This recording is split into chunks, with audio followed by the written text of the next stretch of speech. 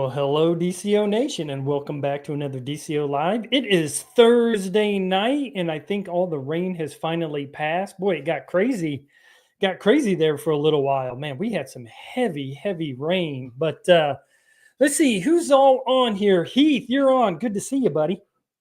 Tony, Brian, Small Craft Angler, Steve, great to see you guys. I appreciate you guys jumping on here tonight.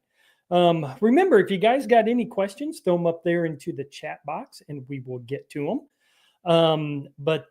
Yeah, I just got done. See what has been going on. Just got done recording my second episode on Deadcom Outdoors Radio, and I had a guest on. Hey, Everett, how you doing, bud? And I just had a guest on, and we just got done. So I didn't know if I was going to make the 8 o'clock. I thought maybe I was going to be a little bit late, but we got it in, and it came off really well. And matter of fact, I think I'm going to kind of let you guys in on something. They haven't really figured out my time slot yet. So, they're still trying to work that out with me being just a half-hour radio show until the other gentleman comes on with the back half to make up what they're calling the Kayak Power Hour.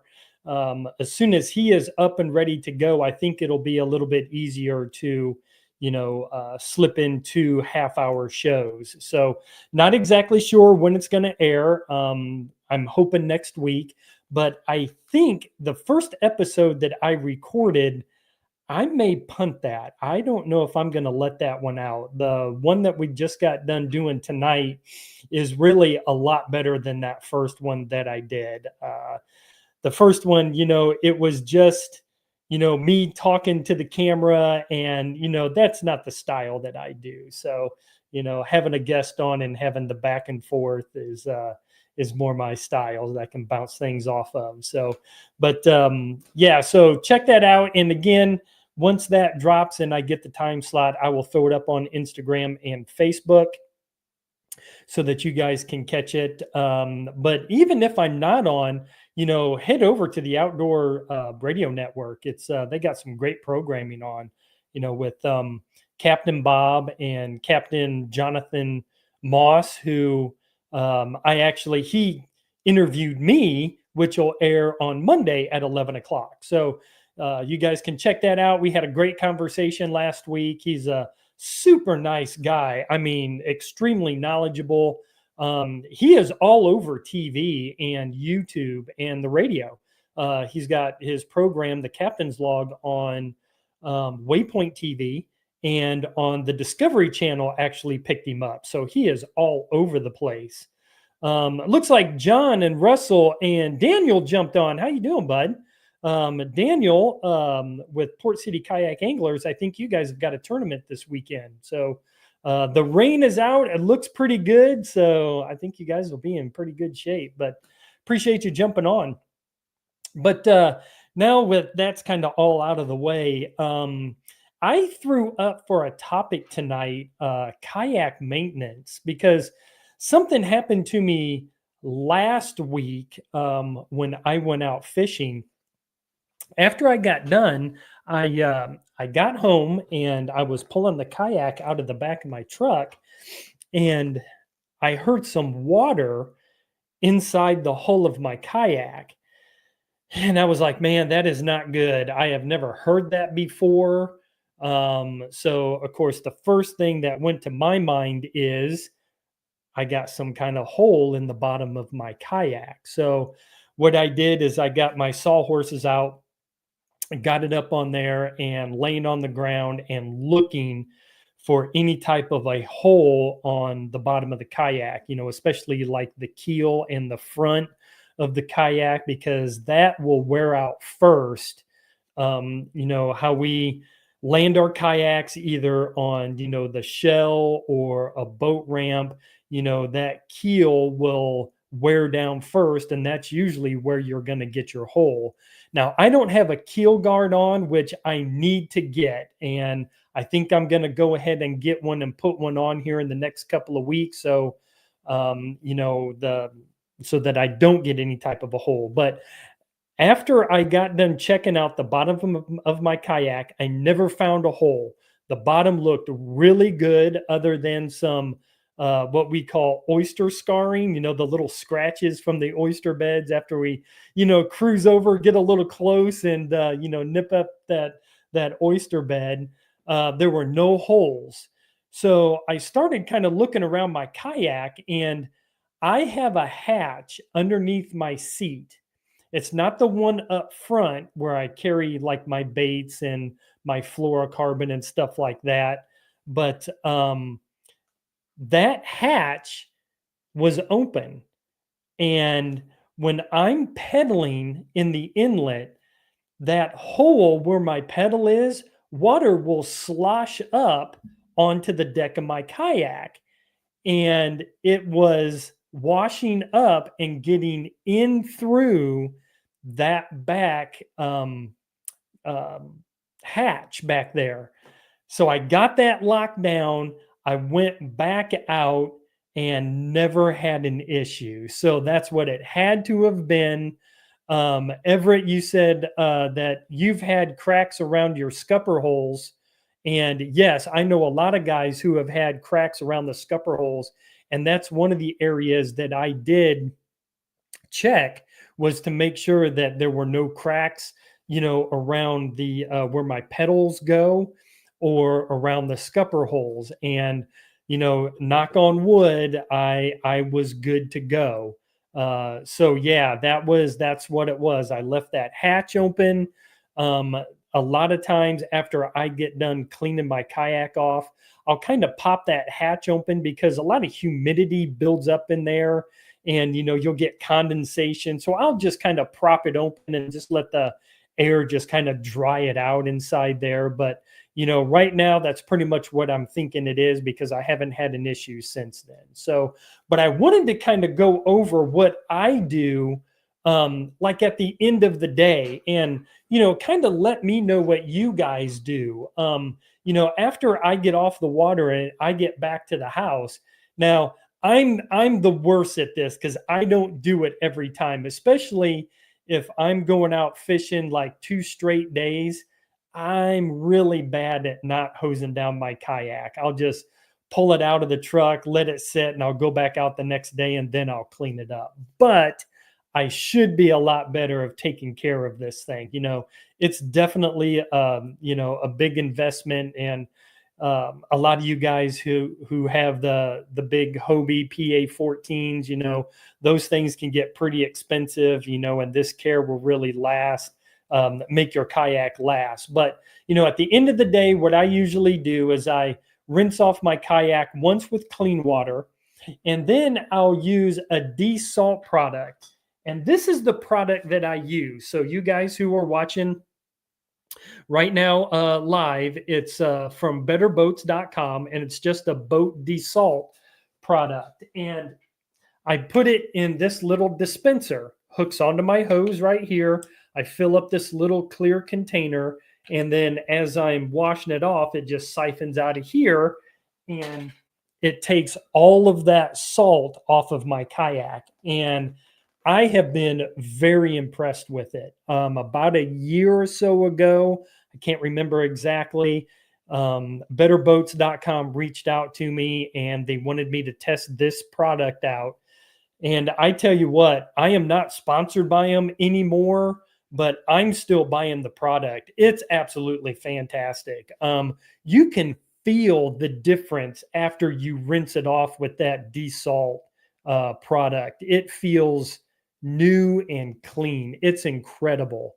But once I hit it with that desalt product, I come back across again with just clean water to get anything else back off. So that's pretty much what I do. I hit everything with it. I hit all the nuts and bolts and everything that I can reach. Now, are you going to stop the rusting and the corrosion? No. We're in salt water. Things are going to corrode. Things are going to rust. Things are going to break. That's just where we live. You're going to have to change this stuff out. Matter of fact, I changed out a couple of bolts on my pedal drive. I've got a pod that sits down in the middle that my pedal drive bolts onto.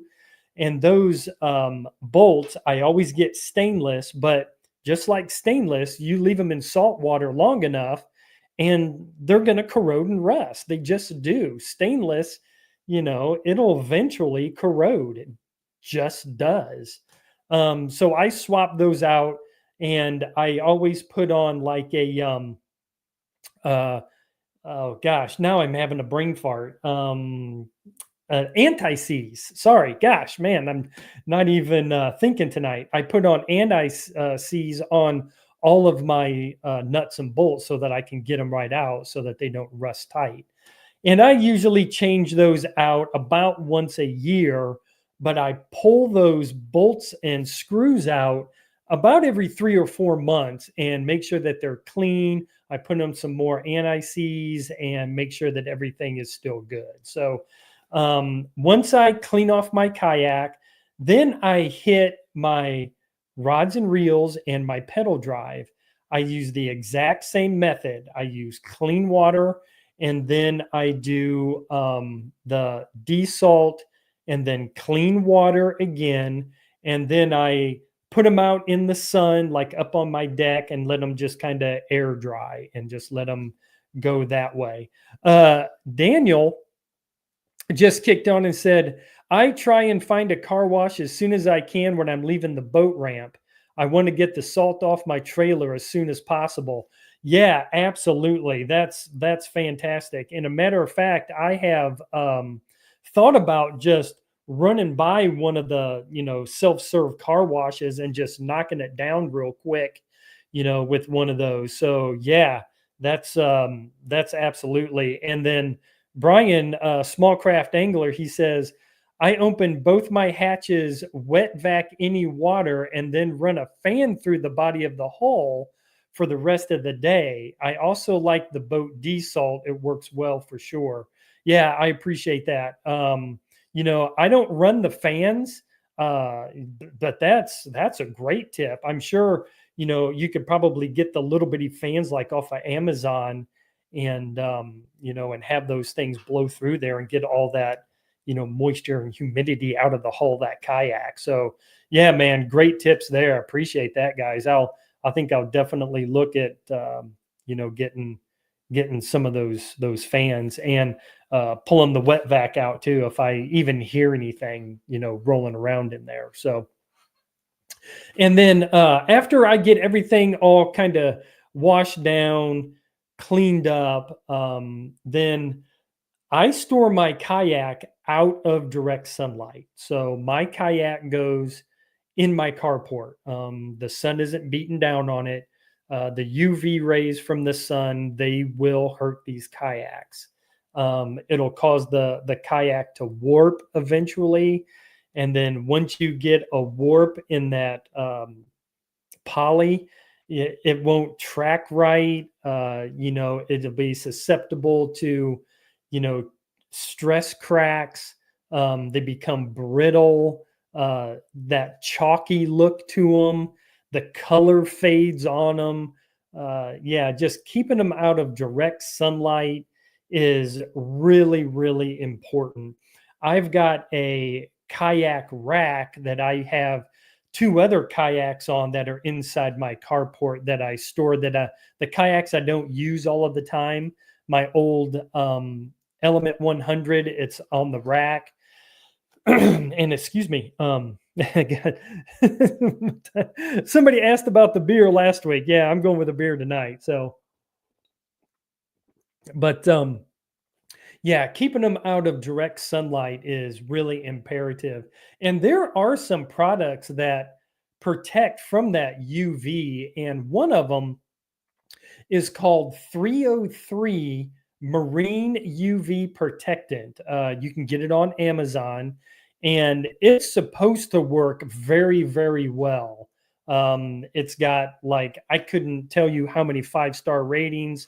Matter of fact, I think, and now don't quote me on it because I'm really trying to test my memory, but Chad Hoover from KBF, I believe he either endorses the product and uses that product on all of his kayaks.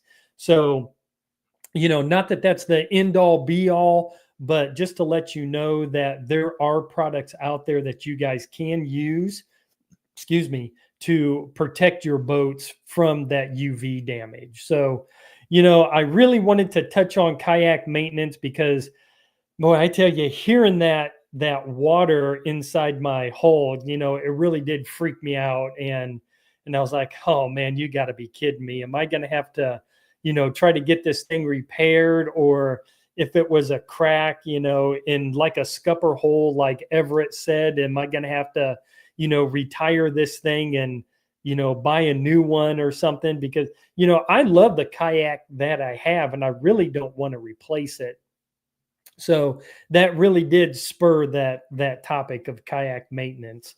Um, excuse me. Steve just jumped on and he said 303 is good stuff. So, if Steve uses it, man, he is it's a good endorsement to me. So, Heath, do you wash ours with soap and water as well? Do I wash it with soap and water? My kayak? No. If you're asking me if I use soap and water, no, I use the desalt product. So, but let's see. Daniel said you can pick up 303 at most Walmarts. Okay, great. And it lasts at least 2 years. Hey, that's even better. He said I use both. Okay. So, sorry about the confusion with that one. Let's kind of move on. Let's talk weekend fishing. I wanted to hit it a little bit because I'm going to be out both days. I want to get some fishing under my belt. It seems like the last couple of weeks, I've been really hit and miss on my fishing. One, the weather, all of this rain we have been getting is absolutely insane. And, the cooler weather, I did get out a week ago. I think it was on a Sunday, maybe Saturday. Man, all the days are running together now. I can't remember. But, it was a tough day of fishing. I think I ended up catching a couple of flounder and 2 small redfish. And they were both like 12 inches apiece, just small redfish. And matter of fact, I was coming out of one of the creeks at one point, and Captain Chris Regan was cutting across in front of me, and he slowed down. He had a couple of guys on. He was running a charter, and he said, "Hey, how are you doing?" And I said, "Man, at that point, I had been skunked out. It had been almost 4 hours." And I said, "Man, Chris," I said, "I can't find them." I said, I tried top water first thing in the morning on the flats, never got anything. I'm starting to run some deeper holes. I can't find them." And he said the exact same thing. He was leaving the flats. He was trying top water. He was actually going to net some live bait to try some deeper holes in some other creek areas. But that's the kind of day it was. It was a really tough day. And, I eventually found some fish, which was great. But it was when the tide started to switch around. It was probably right around noon. Again, trying to test my memory. But it was right around noon when those tides were switching around. And that's what I was kind of hoping is that, once we started to get some pretty decent, current flowing, that the bite would turn back on. And it did. Again, I caught some small fish. I can't say I was skunked. But this weekend, right now, it looks pretty good. Saturday, Merle's Inlet. I actually wrote this down. It said partly sunny, few showers, 30% later in the afternoon. Hey, I'll take that. And even when I went to the app, the hour by hour app, the rain wasn't even supposed to come in and start till like 3 or 4 o'clock. Well, you guys know South Carolina, give it 5 minutes, the weather is going to change. So, winds out of the northeast at 5 to 10. I think it's been out of the northeast for the last 2 weeks. I can't even remember the last time the wind was out of the south. So yeah. And then Charleston, the Charleston area, because I know a lot of you guys like to go down and fish, the Wando River. So I threw in the Charleston area, but it was the exact same as Murrells Inlet on Saturday. The winds north northeast 5 to 10, partly sunny, few showers, 30%. So again, that is really good. Not really an issue as far as rain goes, which, man, we need a break right now. It is just absolutely brutal. So I mean, we are just getting pounded on right now. Here is the tides for Murrells Inlet for the weekend. So you can see right here on Saturday. I can't really read that, but I think that's right around maybe 9 o'clock low tide. So this is when I love these kind of late morning low tides. That's kind of right in my wheelhouse, a few hours of the outgoing, few hours of the incoming. And this is when I love to get skinny. So, as the bait is flushing out, I'm going to push back into these creeks and start looking for redfish. I'm going to hit, so I'm going to be throwing some shrimp patterns, some smaller paddle tails, some 3-inch paddle tails, and work my way back into some creeks and see if I can pick up some nice slot redfish. I want to look for some good flounder. And so this weekend is really going to start looking really, really well. Now, if you guys give me 1 second, I am actually going to pull up the tides for the Wando River, and there is the Wando right there. So again, I know you guys like to go down, head out of Paradise or, Station 26 or really anything inside of Charleston. And these tides aren't going to change a whole lot, depending on where you're at in Charleston. But again, about the same, those mid-morning low tides right there. So, whether you're heading down to Charleston, staying up here in Murrells Inlet, those mid-morning low tides. And again, my tactic is going to be, again, pushing back into these creeks as the water's coming out. I'm going back looking for these reds, caught back in through there. So, Tony threw in a comment, said, in videos I watch of yours and Brian's, you talk about lure color and jig weight. Is there a preferred jig head color you use depending on if you're fishing for reds, flounder, or trout? So a jig head color, no. I usually don't like match up my jig head colors. You guys know that I use the Eye Strike line of jig heads, the Trout Eyes and the Texas Eyes. I like the pearl in the jig head colors, that pearl eye. It gives it a little bit of a flash. When those fish, if you see how they attack your bait, they attack it like head down. So I think they're attacking that eye and that head. So, but as far as jig head color, maybe somebody else can, answer that a little better than I can. I don't know if the color really matters. Some people swear about a chartreuse jig head color. Other people's like white. Some people like to match. If they're using a white-bodied paddle tail, they want to use a white jig head, or maybe a gray or a black. Something that looks really natural that way. So Steve just said white, pearl, chartreuse. So yeah, that's kind of, those colors that I usually hear people using, unless, if you do want to match it up, if you're using a blue back with a pearl bottom paddle tail and you want to use a blue jig head, that'll work just fine. It looks very natural. I don't fish that way. I don't use colored jig heads. Daniel just said, I throw just jig heads. Yeah, just a lead head. So yeah, he's just throwing, the gray or silver lead head on his. So yeah, color doesn't matter. I'm going to say no. I'm going to, with everything that's kind of coming in, again, if you match it, great. If you don't match it, that would be a great experiment to do.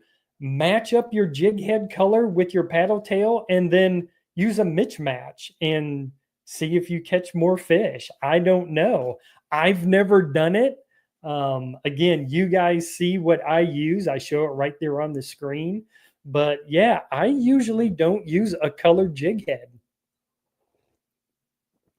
So I appreciate Steve jumping on there and letting us know, the colors that he uses. But yeah, the chartreuse, the whites, the pearls, those are the ones that I usually hear guys using. So awesome. Awesome. Guys, that is pretty much all I had tonight. I just wanted to go over some kayak maintenance, and some weather and the tide charts for the weekend. If you guys go out, let me know how you do. Hit me up on Instagram, Facebook, leave me a comment on YouTube. Everything is under Deadcom Outdoors.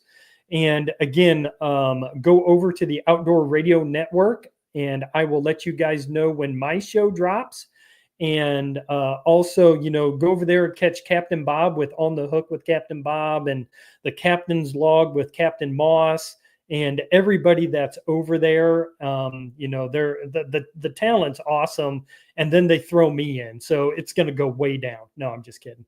But yeah, it's the couple of episodes that I've done. It's been really fun. But one thing that I am going to do for the radio show, and I think I mentioned it last time that I was on last week, is I am going to have a mailbag segment for the radio show.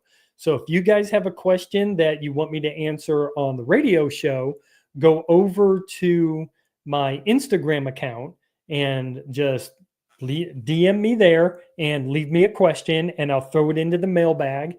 And I'll either ask the guest or maybe I'll just do a mailbag episode and just gather up all the questions and just go through and just answer questions. I don't know how I'm going to do it, but if you want to shout out and you got a question, go over to Instagram, hit me up, Deadcom Outdoors, and we will get you on. But guys, I appreciate it. Tony, thanks for jumping on and getting those questions.